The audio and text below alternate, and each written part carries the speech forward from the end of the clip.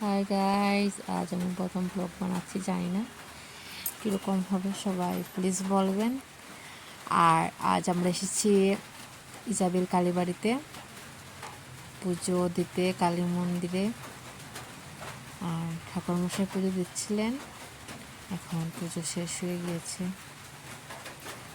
আমরা বসে আছি, আমি আর আমার হাজব্যান্ড।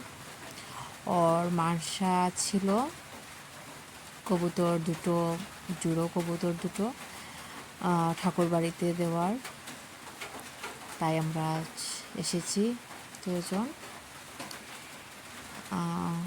এখানে আসতে গেলে উপোস, কবুতরের মাথায় সিঁদুর দেওয়া হয়ে গিয়েছে।